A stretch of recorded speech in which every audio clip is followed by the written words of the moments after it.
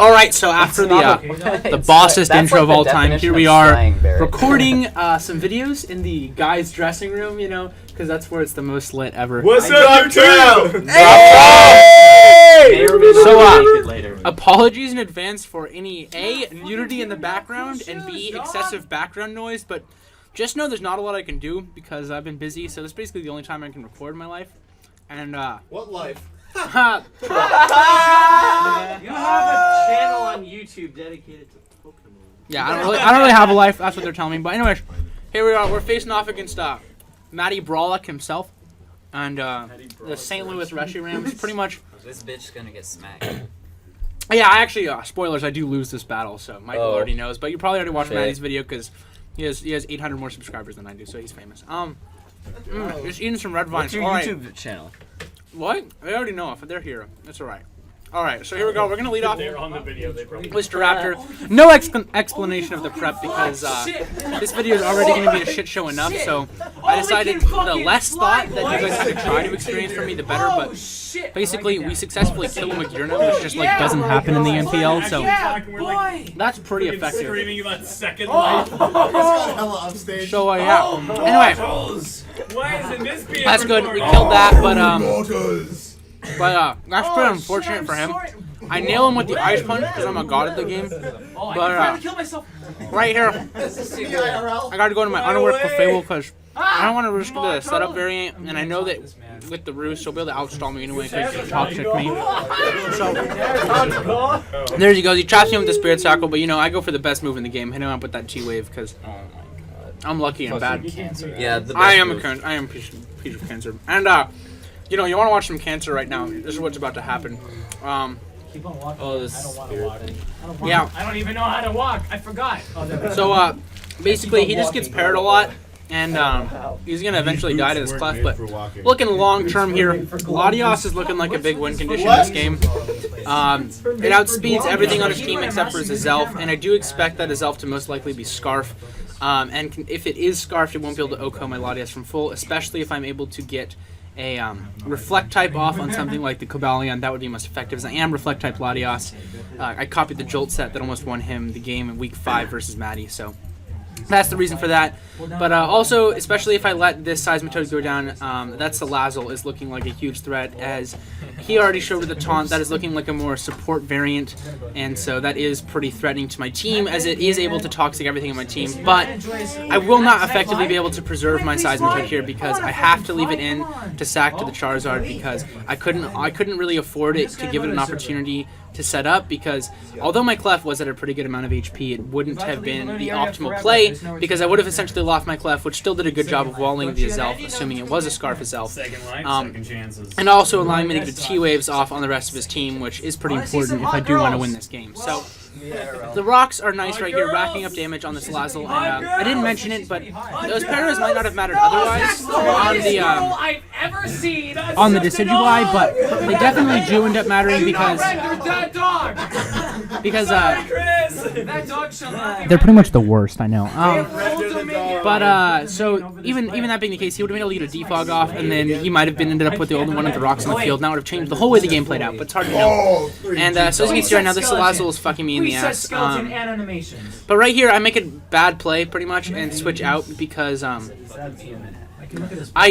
it actually doesn't end up being the worst play, but I switched out because, oh no, I don't switch out, I'm dumb, what am I saying? I thought I did there because I thought I would try to scout for the disable on his Salazzle, because if it was a sub-disable and he disabled the EQ and Venusaur, that was another free sub for him, and if that happened, I honestly don't think I had a way to win this game, so I probably should have switched out there, and that would have helped me a lot and actually gave me a lot of momentum back. But as you can see right here, I go into Latias, and here I'm feeling in a good position. I'm going to get up a Calm Mind, I do outspeed, so I'm like, oh, I got my speed creeping right, I outspeed the Cobalion, but it turns out it's a speed tie, but I'm like, that's fine. I went for the Psychium Z Psychic there to take him out, but he wins the speed tie and gets the flinch, so that is very unfortunate, and because of that, we're not going to be able to get ourselves into a position to win the game unless we get an ungodly amount of paras, like we already did versus that. And then as you can see right here, we got some earlier crits on the Salazzle that you may not have think mattered, but the reason they do matter is because if it was at a little higher HP, it actually would have been able to get up a sub up against my Clef, which would have been further unfortunate, and probably would have resulted in a 3-0 loss, or at least a 2-0 loss on my part. But That's because he didn't have a Quillfish on his team. well, actually, Matty does have Quillfish on his roster. Seriously? Yeah, but he didn't bring it. Quillfish! But he beat me, so. Quillfish is the best Pokemon. Yeah, so that's that. But because of that, as you can see, I'm just going to skip through these trends here. They're just stalling me, trying to get paras. I definitely should have doubled out, like here, right here. When I went for that Earthquake and got that para, I should have tried to double out into Weavile instead, because if I had doubled out into Weavile and then gone for the low kick and it would have taken out the Cobalion, then the Mega Venusaur would have been out of Fire Blast range from the Scarf to Zelf, and I would have had a chance at this game. But I don't, and it doesn't really end up mattering, as if that would have happened, I don't know. I still don't think I would have felt great about that win, because it would have relied on that Cobalion para on that crucial turn, so not the worst thing. But anyways, that is the game. I take that 1-0 loss to Matty Brawlick, but the unfortunate thing that comes out of this is I am, because of largely a lot of unfortunate hacks in these last few weeks, I'm no longer looking in a good playoff position, so that is pretty bad. In fact, I believe I am just 5-5 now, which is still technically in the playoffs, but because Danza has been doing well these past few weeks, and because of our loss last week to Jolt, who's also in the mix, it's by no means a lock. So with that being said, we're going to jump right over now to our Week 11 game versus Iron Flash Gaming, which is even more important because of that loss to Matty and that loss to Jolt. So I didn't give a summary of my last team, but I guess I will for this team if I can remember anything. But it's basically offensive Common Latias, offensive Weavile. It's a Psyche MZ Psychic Lucario for the Mega Heracross, which he did not bring. Just a max physically defensive Mega Venusaur with Leech Seed, because as you can see, he doesn't have an immunity on his team unless that is a Savali Grass. So that's a very effective way to get a lot of passive recovery on the team.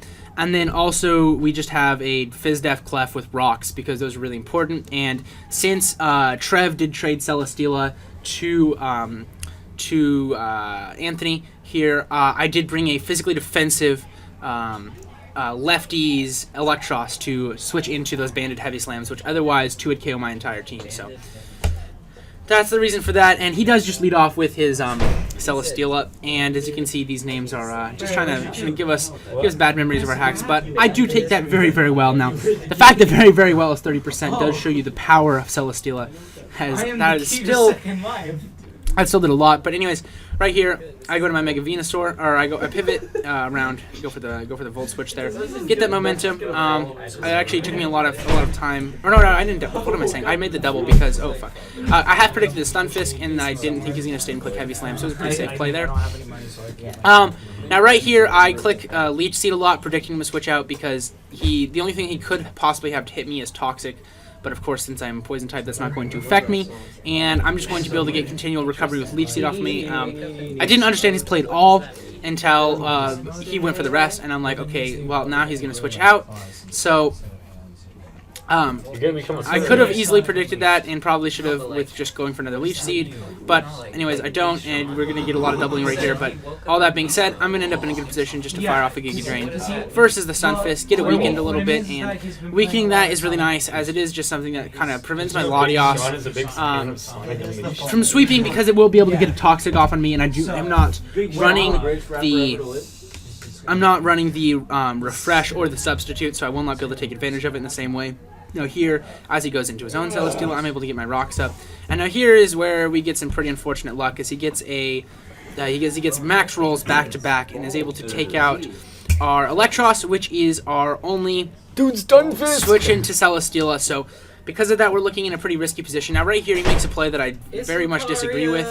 As you can see, I do go for the close combat there, but had he stayed in with the Celesteela, because he is banded at him in Heavy Slam, and he did just receive the Beast Boost from knocking out my Electros after Stealth Rocks, it was about a 75% chance for him to knock out my Lucario, but he either didn't run the calc and assumed he couldn't take me out, thought I was Scarf and didn't want to risk the damage off on me, or thought that I would live for some reason, or had more HP than I did.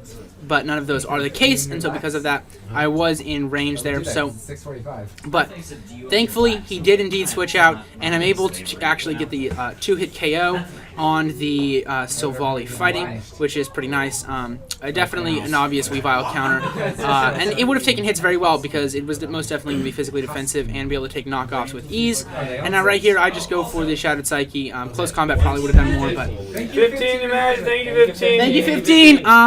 So anyways, there we go. Now he tries to set up on my Mega Venusaur. Now had I been any other variant but an HP Ice variant, that would have been an easy play. Now right here I make a bad misplay. I had no reason to go for anything but HP Ice there, but I don't know why. I guess I made that play because in case he went for 1,000 arrows to try to get as much health as possible, but definitely not the optimal play. But thankfully he switches out. The Pantalones are coming off the Legged which I don't really care. There's people stripping in the background, but I knew... Bensuke, I'm not going to be in your screen, don't worry. I'm just going to be, like, up without pants in the background of the not screen, so you won't even know I'm here.